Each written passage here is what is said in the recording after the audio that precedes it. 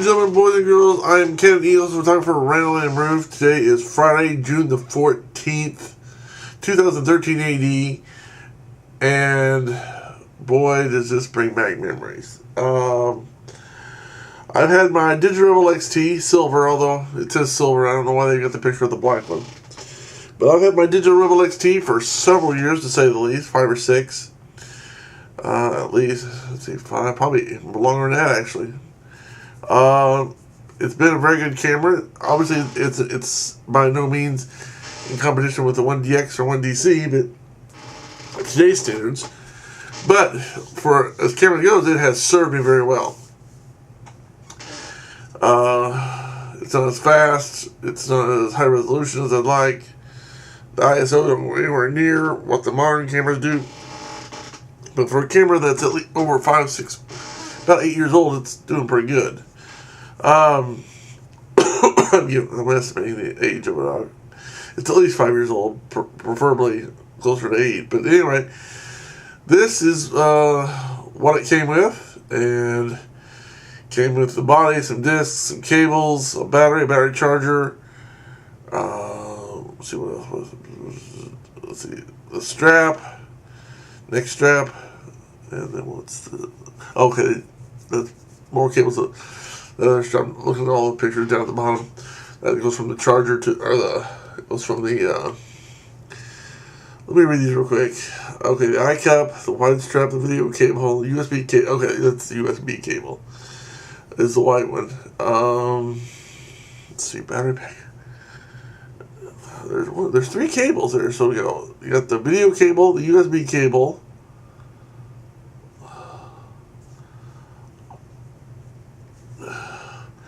The white one's the USB, and the letter D is the one where you plug it in and it goes to the TV. I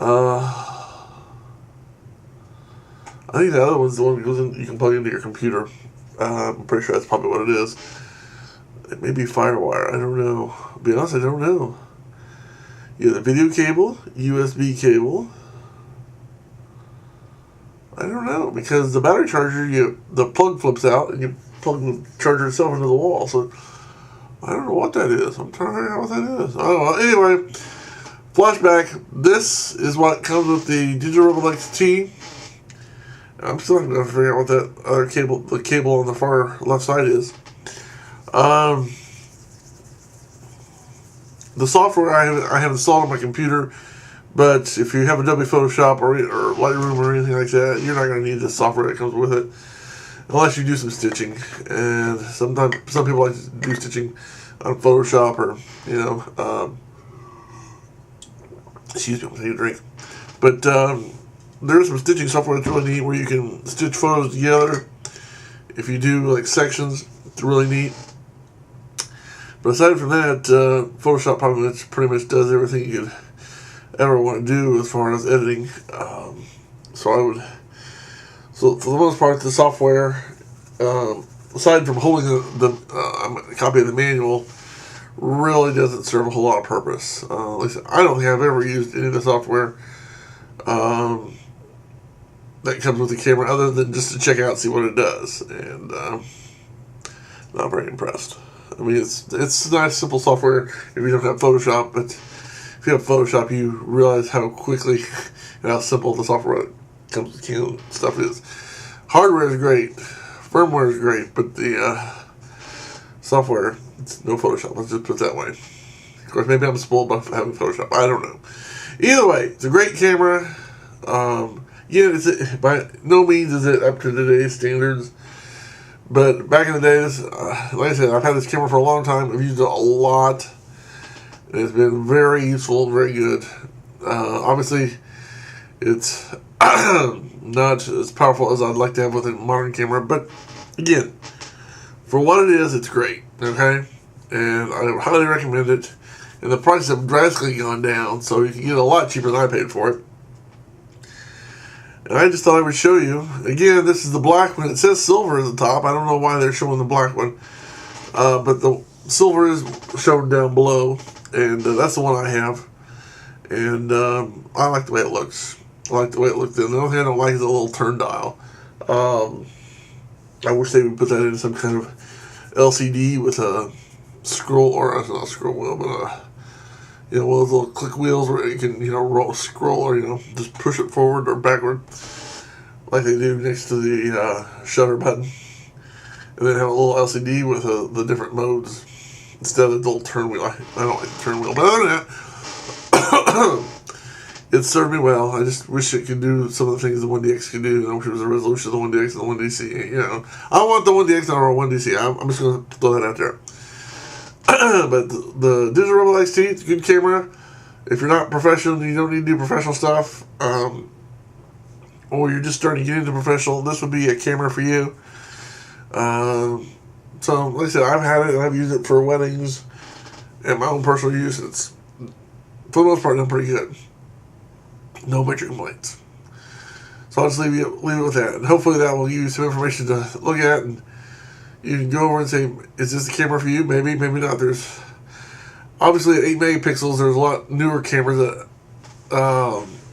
will have more capability. For example, this camera does not have a video. You can't do any kind of video with it. So that's a major drawback compared to other cameras that are more current. However, because it's older, it's cheaper, and you're able to get it for a lot less price than what I paid for. I paid about $1,000 for it, a little bit. I think it was like $8.99. It's about $900 plus shipping and tax and stuff. So that's without a lens. So, of course, nowadays you can probably get this for about $300 or $400, depending on where you get it. But for $300, that's not bad, But like I said, it doesn't do video. It's only 8 megapixels, which by today's standards isn't too bad, but it could definitely be a lot better. It's 3 frames per second. The ISO goes from 100 to 1600, and you do have to set that manually. So that's one of the drawbacks, at least as I see it. There's no auto ISO. You have to set the ISO manually. So love it or hate it, that's what it is. This is the Digital Rebel XT, and I thought I just would make a little video looking back because this is the one I use. Mine's silver, obviously, but it's the one at the bottom that's actually silver. But this is the camera I use. I've had it for many years. It's been, for the most part, got great results. It's for what it is. It's a great camera. I highly recommend it for those either starting in photography or either have been in photography a while or looking to get move up from either a pocket camera or an iPhone with a camera. It's the next stage up. It's not a pro camera. Trust me, this is not a pro camera. You're not going to be able to do some of the things the pros can do. I mean, if you really want to get into it seriously, but for a mid-range camera, it's pretty good. So I hope that's giving you some useful information that you can use, look at, and say, hey, ooh, is this something I want to spend some money on? And keep in mind, if you buy this camera, and with or without the lens, and you decide to get another Canon camera, a better one, down the road, you can still use the same lens. That's one of the benefits to most of the Canon lineup, is the fact you can use the EF lenses are compatible on a lot of different cameras. So when you work your way up, let's say you're going up to the 1DX or the just 1DX, or the 5D Mark III, for example, you can take this, whatever lenses you bought with this camera, you can use it in your other camera. So that's a good benefit. So I'm going to leave you with that and say this has been my look back and look currently. If I can afford to get a 1DX, or somebody donates the money, or I donate the camera. And if you want to help me out to that end, my name and address is in the link in the description below on YouTube, as well as on my YouTube channel. So, with that in mind, thanks for watching. Have a good day, and may God bless you. I'm Canon EOS Photographer, RandallMRueff, saying goodbye. Oh yeah, as always, keep taking the pictures.